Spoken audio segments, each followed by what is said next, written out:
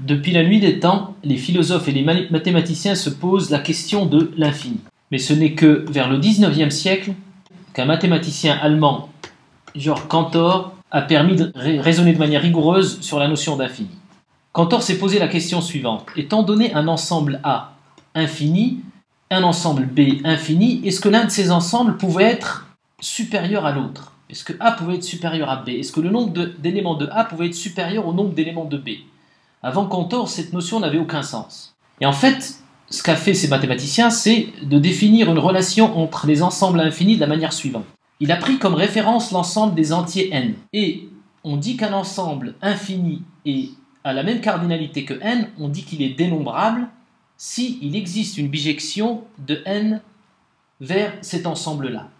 Donc A est dénombrable s'il existe une fonction bijective de n vers A. Alors prenons par exemple l'ensemble Z.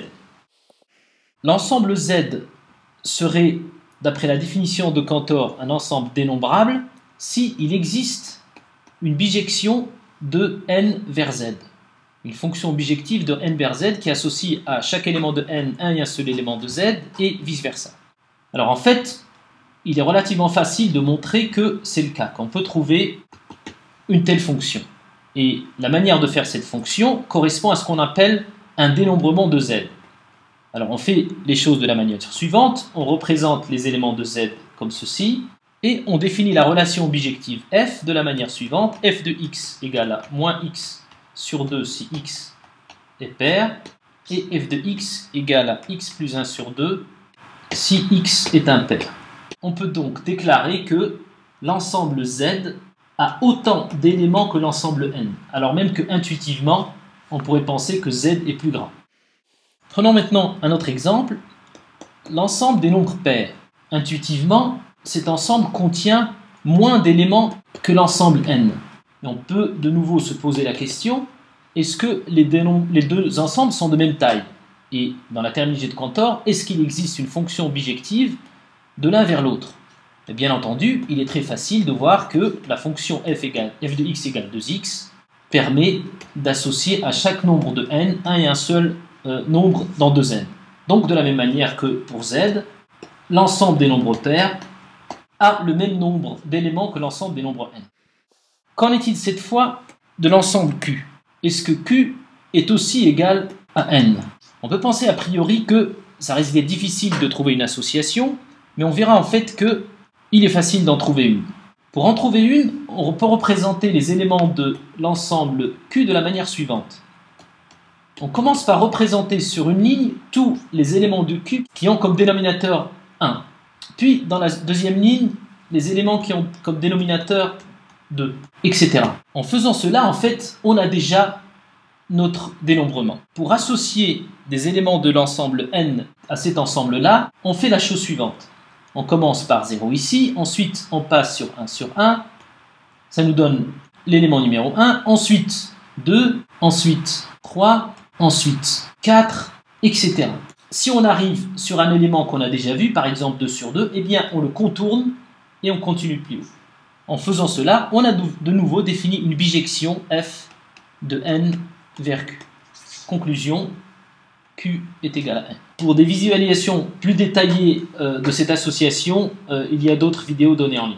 Alors, est-ce que tous les ensembles infinis ont le même nombre d'éléments que l'ensemble n? En fait, Cantor a montré que ce n'était pas le cas. En particulier, l'ensemble R est plus grand que l'ensemble de n. Il contient plus d'éléments. En fait, il a même montré que l'intervalle 0,1 de nombre réel contenait lui-même déjà plus d'éléments que l'ensemble de n.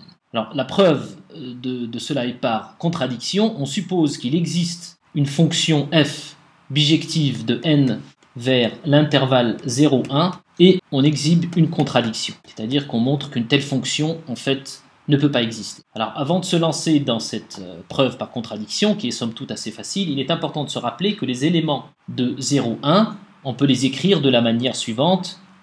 Point R1, R2, R3, Rn avec Ri dans l'ensemble 0, 1, 2, jusqu'à 9.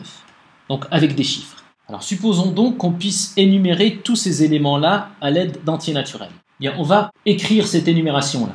Et on va l'écrire de la manière suivante. On va avoir l'élément qu'on va appeler R1, donc auquel on va associer l'élément 1 de l'ensemble n, qu'on écrira R11, R12, R13, etc.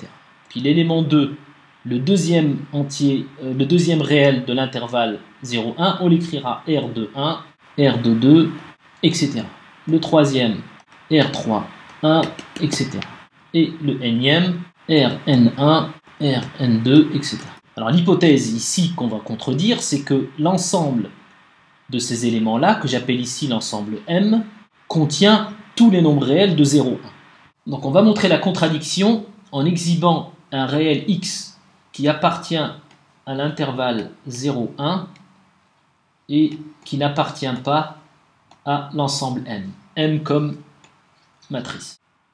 Pour construire notre élément x, on va regarder les éléments de cette diagonale, que l'on appelle la diagonale de Cantor. Alors x va s'écrire 0,x1, x2, xn, et les xi seront définis de la manière suivante. Si r de i de i égale à 1, donc ce sont les éléments de cette diagonale, alors xi, on va le mettre à 2. Et si r de i est différent de 1, eh bien on va mettre xi à 1. Ce qui est important ici, c'est que les valeurs de xi soient différentes des valeurs de la diagonale. Alors on va essayer de démontrer maintenant que x ne peut pas appartenir à n. Alors, x est différent de R1. Pourquoi? Parce que x1 est différent par construction de R1 de 1. X est différent de R2. Exactement pour la même raison, parce que x2 est différent de R2, 2. Et par induction, x est différent de Ri, parce que x de i est différent par construction de R de i de i. Donc x ne peut pas appartenir à l'ensemble M, et il appartient à l'intervalle 0, 1. C'est un nombre réel entre 0 et 1. C'est ce que nous devions démontrer. Donc a posteriori, on peut bien comprendre maintenant pourquoi cette construction-là. Eh bien cette construction, elle permet de faire en sorte que l'élément, le réel x que je suis en train de construire ne pourra être égal à aucun des éléments ici. Sur au moins un de ces éléments après la virgule, au moins un de ces chiffres après la virgule, x sera différent. Alors, depuis Cantor, on sait qu'il y a des ensembles plus infinis que d'autres.